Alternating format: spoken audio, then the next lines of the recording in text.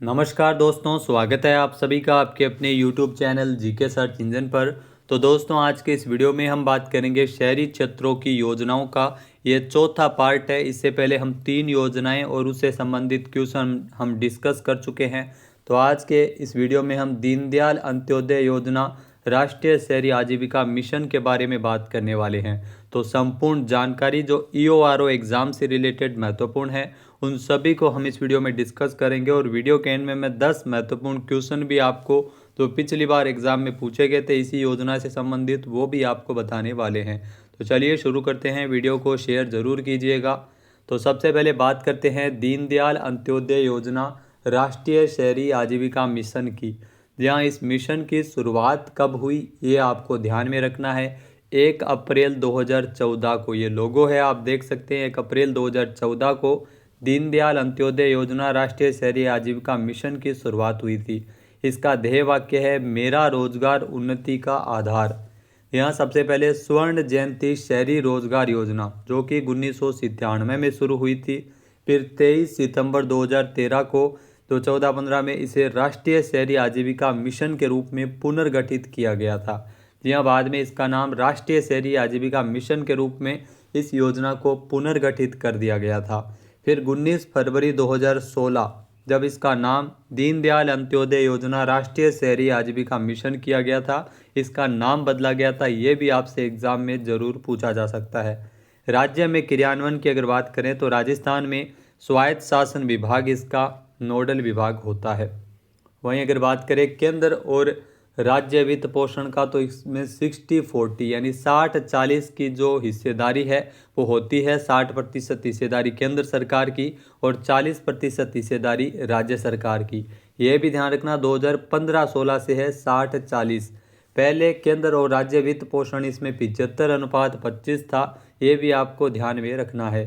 योजना का प्रकार ये पारिवारिक, व्यक्तिगत और सामूहिक योजना है। और इसमें जो नोडल विभाग है वो केंद्र सरकार में आवासन एवं शहरी मामलों का मंत्रालय है। और इसमें जो मंत्री है आवासन मंत्री माननीय मनोहर लाल खट्टर। और राज्य में स्वायत्त शासन विभाग इसका क्रियान्वयन करता है और मंत्री है जाबर सिंह खर्रा। ये दोनों आपके लिए महत्वपूर्ण है। इसके अलावा 12वीं पंचवर्षीय योजना में इस योजना का कार्यान्वयन 2011 की जनगणना के अनुसार 1 लाख और इससे अधिक आबादी वाले शहरों में किया गया था। उद्देश्य क्या है? जी हाँ, दीनदयाल अंत्योदय योजना का मुख्य उद्देश्य क्या है, क्यों यह योजना लाई गई थी? तो शहरी गरीबों को जो स्वरोजगार हेतु कम ब्याज दर पर बैंक ऋण उपलब्ध करवाना और जो कौशल प्रशिक्षण के माध्यम से सतत रोजगार के अवसर उपलब्ध करवाना और शहरी गरीबी को कम करने के लिए इस योजना को लाया गया था। शहरी महिलाओं को सामाजिक आर्थिक विकास को सुनिश्चित करना, शहरी स्ट्रीट वेंडर्स को गरिमामयी आजीविका के अवसर सुनिश्चित करवाना और चरणबद्ध तरीके से शहरी बेघरों को आवश्यक सेवाओं से लैस आश्रय स्थल प्रदान करना। तो मुख्य उद्देश्य आपको ध्यान में रखना है, सारे ही मुख्य उद्देश्य इस योजना से रिलेटेड है। इसमें पात्रता क्या है? इसमें BPL शहरी परिवार इस योजना के अंतर्गत पात्र हो सकते हैं। जबकि राजस्थान में ध्यान रखना, राजस्थान सरकार ने 5 दिसंबर 2014 से स्टेट BPL परिवार, अंत्योदय परिवार, आस्था कार्डधारी परिवार और 3 लाख से कम आय वाले शहरी परिवारों को भी इसमें पात्रता में शामिल कर लिया है। ये भी राजस्थान में महत्वपूर्ण बदलाव हुआ था इस योजना से संबंधित। प्रमुख घटक क्या है? जी हाँ, दीनदयाल अंत्योदय योजना के जो प्रमुख घटक है वो कौशल प्रशिक्षण एवं नियोजन के माध्यम से रोजगार उपलब्ध करवाना, सामाजिक जुड़ाव एवं संस्थागत विकास, स्वरोजगार कार्यक्रम, यहाँ स्वरोजगार कार्यक्रम भी इसमें चलाया जाता है, और क्षमता निर्माण और प्रशिक्षण, यहाँ कैपेसिटी बिल्डिंग एंड ट्रेनिंग। शहरी पथ विक्रेताओं को इसमें सहायता राशि है वो दी जाती है। स्ट्रीट वेंडर्स जो पथ विक्रेता है उनको भी इसका लाभ है वो मिलता है। इसके अलावा शहरी बेघरों हेतु आश्रय स्थल प्रदान करना और नव परिवर्तन एवं विशेष परियोजनाएं तैयार करना है। इसके अलावा दोस्तों, संयुक्त राष्ट्र विकास कार्यक्रम UNDP के साथ साझेदारी भी की गई है। यहाँ दोस्तों दीनदयाल अंत्योदय योजना राष्ट्रीय शहरी विकास निगम, जिसमें अगर बात करें तो 21 जून 2023 को, जहाँ 21 जून 2023 को UNDP के साथ एक सहयोगात्मक साझेदारी इसमें की गई थी। मुख्य उद्देश्य महिलाओं को उद्यमिता के क्षेत्र में अच्छी तरह से सूचित कैरियर विकल्प चुनने के लिए सशक्त बनाना है। तो इसके लिए 21 जून 2023 को एक इसमें साझेदारी यानी MOU भी किया गया था UNDP के साथ में। इसके अलावा ऑनलाइन वेब आधारित प्रबंधन सूचना प्रणाली, जी हाँ, वास्तविक समय में और नियमित रूप से योजना की प्रगति की निगरानी के उद्देश्य से यह प्रणाली विकसित की गई थी। इसकी शुरुआत 20 जनवरी 2015 को हो चुकी है। शहरी आजीविका केंद्र CLC, यहाँ प्रत्येक शहर में CLC की स्थापना की जाएगी, जहाँ पर सेवाएं और उत्पादन बेचने, बैंकिंग तथा प्रशिक्षण संबंधित कार्यवाहियाँ एवं संपादित की जाएगी शहरी आजीविका केंद्र CLC में। इसके अलावा दोस्तों जो शहरी आजीविका केंद्र CLC, जिसमें आपको बता दें कि जो प्रत्येक शहर में गरीबों, जो शहरी गरीबों एवं SHG स्वयं सहायता ग्रुप्स के लिए वन स्टॉप शॉप सेंटर के रूप में ये मंच उपलब्ध करवाते हैं CLC। प्रत्येक शहर के लिए CLC की संख्या भी निर्धारित की गई है। यहाँ से एग्जाम में डेफिनेटली क्वेश्चन पूछा जा सकता है, जिसमें 3 लाख तक, जो अगर प्रत्येक शहर की जनसंख्या, जिस शहर की जनसंख्या 3 लाख तक है वहाँ पर एक CLC की स्थापना होगी। जनसंख्या अगर 3 से 5 लाख है तो उस ऐसी कंडीशन में 2 CLC की स्थापना की जाएगी। जनसंख्या अगर 5 से 10 लाख तक है तो इसमें 3 CLC की स्थापना उस शहर में की जाएगी। और जिस शहर की जनसंख्या 10 लाख से ज़्यादा है वहाँ पर 8 CLC की स्थापना की जाएगी। तो ये अलग अलग जनसंख्या के अकॉर्डिंग जो शहरी क्षेत्रों में CLC की स्थापना को लेकर महत्वपूर्ण इसमें प्रावधान है।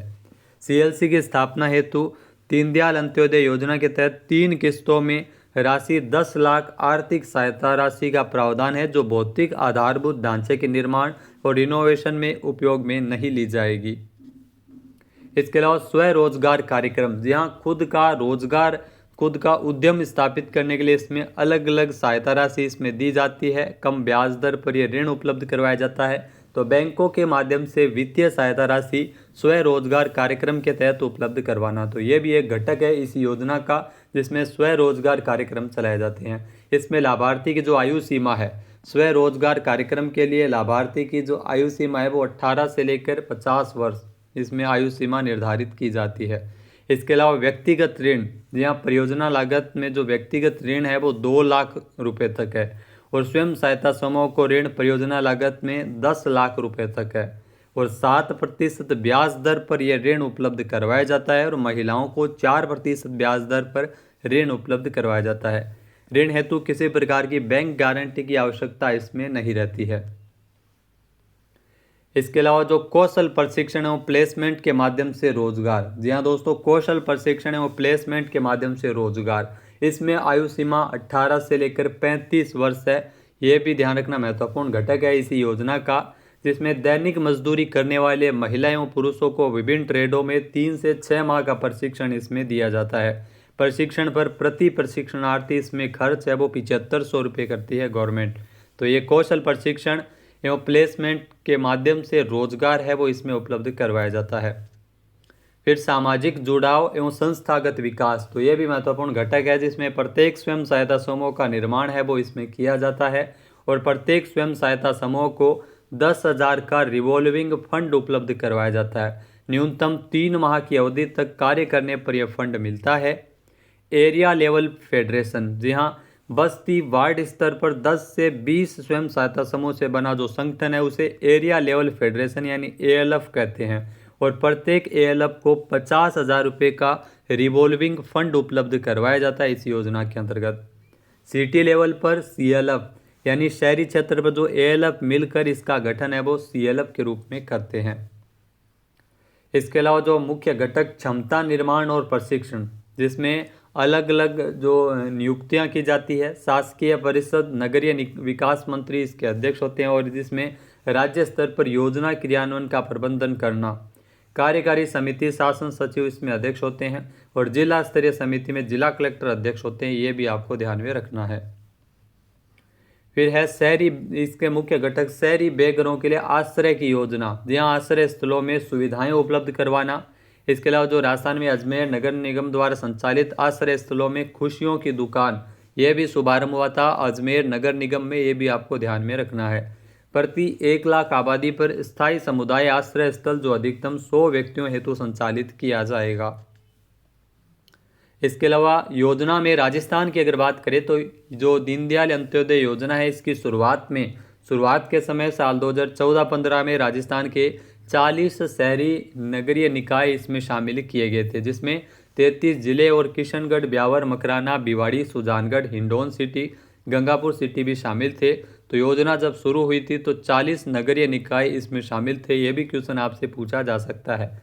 फिर 2016-17 से राजस्थान के सभी शहरी स्थानीय निकायों में दीनदयाल अंत्योदय योजना इस मिशन को शुरुआत है वो किया गया था। तो 2016-17 से सभी शहरी स्थानीय निकायों में, जबकि 2014-15 में जब योजना शुरू हुई तो 40 शहरी नगरीय निकायों में।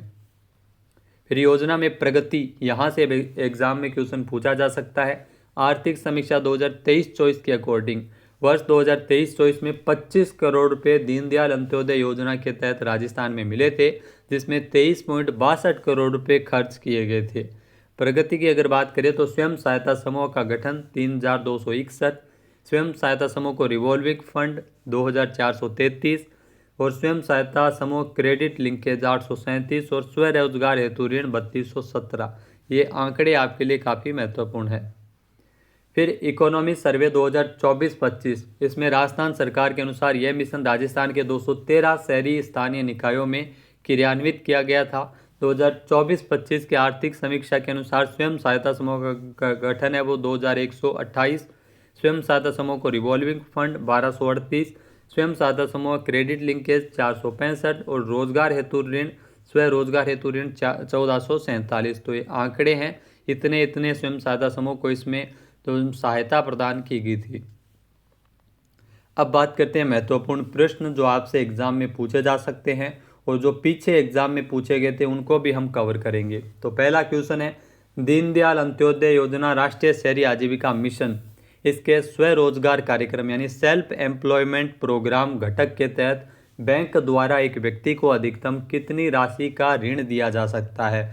जी हाँ दोस्तों, अगर व्यक्तिगत रूप से देखा जाए तो इसमें 2 लाख रुपए का ऋण है वो इसमें उपलब्ध करवाया जाता है, यानी कि ए ऑप्शन यहाँ पर बिल्कुल सही है। सेल्फ एम्प्लॉयमेंट प्रोग्राम के तहत ये घटक है दीनदयाल अंत्योदय योजना का, जिसमें व्यक्तिगत रूप से 2 लाख और जो ग्रुप में अगर बात करें तो इसमें 10 लाख। नेक्स्ट है, दीनदयाल अंत्योदय योजना राष्ट्रीय शहरी आजीविका मिशन के कौशल प्रशिक्षण एवं प्लेसमेंट के माध्यम से रोजगार घटक के तहत प्रशिक्षण हेतु इसमें आयु कितनी निर्धारित है। तो ये मैंने आपको बताया कि कौशल प्रशिक्षण एवं प्लेसमेंट के माध्यम से इसमें जो आयु सीमा है वो 18 से 35 साल के युवाओं को इसमें प्रशिक्षण दिया जाता है। 7500 रुपये प्रशिक्षण शुल्क भी इसमें रहता है। ए ऑप्शन यहाँ पर बिल्कुल सही है। नेक्स्ट है, दीनदयाल अंत्योदय योजना राष्ट्रीय शहरी आजीविका मिशन के तहत कितनी जनसंख्या पर एक शहरी आजीविका विकास केंद्र यानी एक CLC, वो ध्यान रखना 3 लाख अगर जनसंख्या है तो ऐसी कंडीशन में एक CLC की स्थापना है वो की जाती है, यानी कि बी ऑप्शन यहाँ पर बिल्कुल सही है। नेक्स्ट है, निम्नलिखित में से कौन सी योजना राष्ट्रीय शहरी आजीविका मिशन के साथ विलय कर दी गई थी। तो ये ध्यान रखना EORO एग्जाम में, यहाँ 14 मई 2023 को जो EORO एग्जाम में क्वेश्चन पूछा भी गया था, इसमें जो राष्ट्रीय शहरी आजीविका मिशन के साथ जो योजना दीनदयाल अंत्योदय योजना थी, जी हाँ दीनदयाल अंत्योदय योजना राष्ट्रीय शहरी आजीविका मिशन इसका फिर नाम हो गया था। डी ऑप्शन यहाँ पर बिल्कुल सही है। नेक्स्ट है, निम्नलिखित में से कौन सा दीनदयाल अंत्योदय योजना जो राष्ट्रीय शहरी आजीविका मिशन का मुख्य उद्देश्य है। जी हाँ, मुख्य उद्देश्य अगर बात करें तो इस योजना का शहरी बेघरों को आश्रय प्रदान करना, शिक्षा भी नहीं है, स्वास्थ्य भी नहीं है, पोषण भी नहीं है, इसमें शहरी बेघरों को आश्रय स्थल प्रदान करना, ये इसका मुख्य उद्देश्य है। तो ये भी क्वेश्चन EORO एग्जाम में पूछा गया था, आपके लिए महत्वपूर्ण है। नेक्स्ट है, दीनदयाल अंत्योदय योजना जो राष्ट्रीय शहरी आजीविका मिशन जिसमें महिलाओं में उद्यमिता में कैरियर बनाने के उद्देश्य से किस अंतर्राष्ट्रीय संस्था के साथ MOU किया गया था। तो ये UNDP के साथ MOU किया गया था। अब UNDP से अगर आपसे कोई पूरा नाम पूछ ले तो इसका पूरा नाम है संयुक्त राष्ट्र विकास कार्यक्रम। इसके साथ 21 जून 2013 को MOU किया गया था। क्यों किया गया था? महिलाओं में उद्यमिता में कैरियर बनाने के उद्देश्य से ये MOU किया गया। नेक्स्ट है, निम्नलिखित में से कौन सा दीनदयाल अंत्योदय योजना राष्ट्रीय शहरी आजीविका मिशन का मुख्य उद्देश्य है। तो जी हाँ दोस्तों, इसका जो मुख्य उद्देश्य है वो कौशल प्रशिक्षण और स्थापन के माध्यम से शहरी गरीबों को स्वरोजगार, कुशल मजदूरी, रोजगार के अवसर का उपयोग करने में सक्षम कराना, ये भी बिल्कुल सही है। शहरी बेघर लोगों को चरणबद्ध तरीके से आवश्यक सेवाओं युक्त बेहतर आश्रय स्थल प्रदान करना, ये भी बिल्कुल सही है। फिर शहरी गरीबों को सब्सिडी सूक्ष्म उद्यमों यानी माइक्रो इंटरप्राइजेज और समूह उद्यमों यानी ग्रुप इंटरप्राइजेज की स्थापना के जरिए स्वरोजगार को बढ़ावा दिया जाना, तो ये भी बिल्कुल सही है। इसमें सारे ही कथन सही है। डी ऑप्शन इसका बिल्कुल सही है, सभी सही है। नेक्स्ट है, दीनदयाल अंत्योदय योजना के तहत राज्य में लाभान्वित परिवारों में शामिल कौन कौन से परिवार है जो इसमें शामिल है। तो इसमें बीपीएल और स्टेट बीपीएल धारी परिवार इसमें शामिल है, अंत्योदय सूची में शामिल परिवार इसमें शामिल है, आस्था कार्ड धारी परिवार भी शामिल है, और राजस्थान में जो ऐसे शहरी परिवार जिनकी वार्षिक आय 3 लाख रुपए तक है वो भी इसमें शामिल है। तो ये सारे ही समूह है इसमें शामिल है, यानी कि ई ऑप्शन इसका बिल्कुल सही है। नेक्स्ट क्वेश्चन है, दीनदयाल अंत्योदय योजना को आरंभ में राजस्थान के कितने नगरीय निकायों में क्रियान्वित किया गया था। तो शुरुआत में जब योजना शुरू हुई थी तो राजस्थान में 40 नगरीय निकायों में इसे क्रियान्वित किया गया था। बाद में सभी 213 नगरीय निकायों में इसका क्रियान्वयन किया गया था। नेक्स्ट है, दीनदयाल अंत्योदय योजना राष्ट्रीय शहरी आजीविका मिशन है वो कब प्रारंभ किया गया था। तो मिशन की शुरुआत 1 अप्रैल 2014 को हुई थी, यानी कि बी ऑप्शन यहाँ पर बिल्कुल सही है। तो दोस्तों ये थे 10 महत्वपूर्ण क्वेश्चन दीनदयाल अंत्योदय योजना राष्ट्रीय शहरी आजीविका मिशन से रिलेटेड। वीडियो आपको कैसा लगा कमेंट करके ज़रूर बताइएगा। पीडीएफ फाइल आपको सारी योजनाएं कंप्लीट होने के बाद में एक साथ आपको टेलीग्राम चैनल पे मिल जाएगी। जय हिंद, जय भारत, जय राजस्थान।